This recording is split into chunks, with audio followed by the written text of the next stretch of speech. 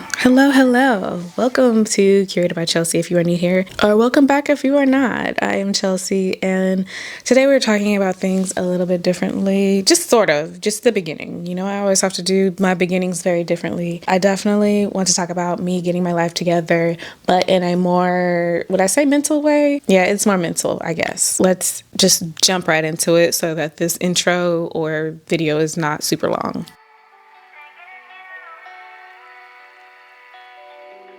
So, I have always been a person who has multiple different interests, and I always feel like I can learn anything that I want. And I usually do. I'll learn it. I don't necessarily like get really good at it, but I'll learn it and I'll be like, I know how to do that. Oh, I can do that. And I mean, it's many different things. Like, I have a whole list of things that I have done, things that I have created. It's interesting. Just to name a few, I know how to do my own nails. Maybe not acrylic, but I know how to do some gel X and they look good. I've talked about builder gel nails. I've done that. You guys know I talk about crochet a lot. I just know how to do a lot of things. You guys know I'm gardening. I have plants in my room. I wish I had more again. I play video games. In my last video, I mentioned that I'm a hobbyist, but I would take it a little bit more further than that and say I'm a multi-passionate. But even further than that, I'm a Renaissance woman, a modern Renaissance woman. And I'm really just now kind of realizing it because I saw this video by this creator named Adama Lorna on this platform, and she was talking about how you can be a multi-passionate but a very different approach to it. And I was like, this video is so enlightening, and I've rewatched it twice now. I may even rewatch it again because I love to be inspired like that, and I know that I'm meant to inspire.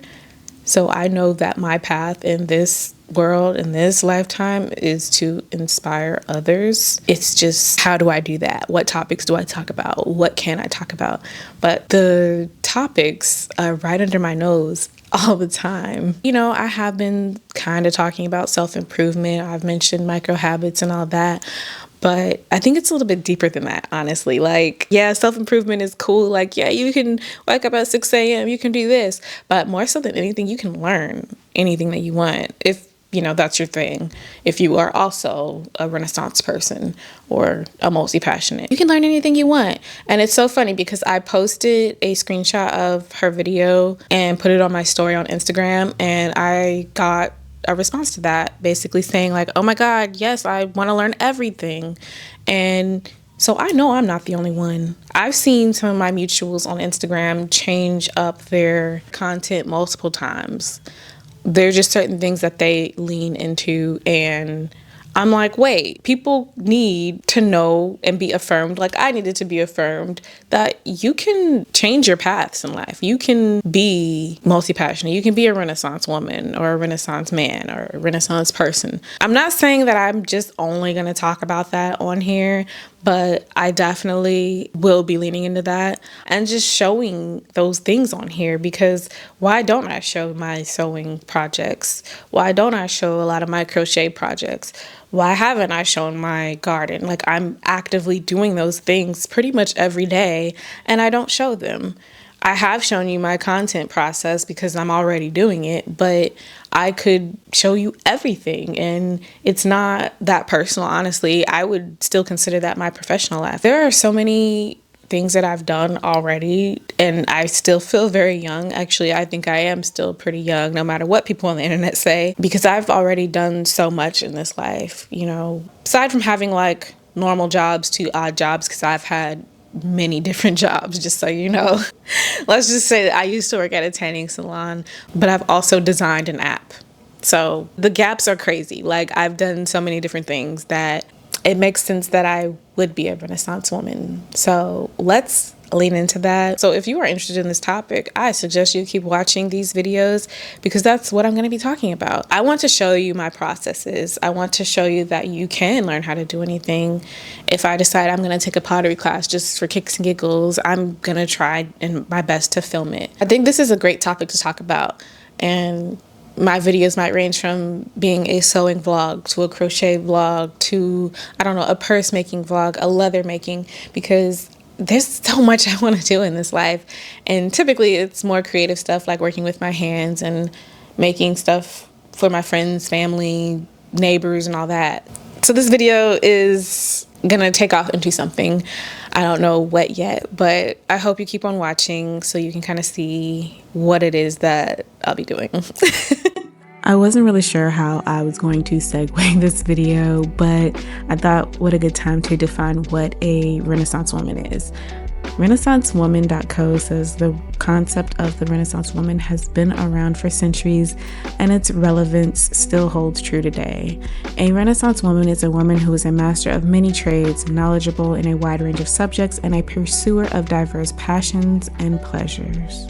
These women are visionaries, seamlessly weaving their multifaceted gifts and passions into a web of their own unique expressions. Honestly, that sounds great, very fancy, but it's really just a woman who is knowledgeable in many different areas, but also they have a bunch of interests and they are always just willing and passionate to learning new things.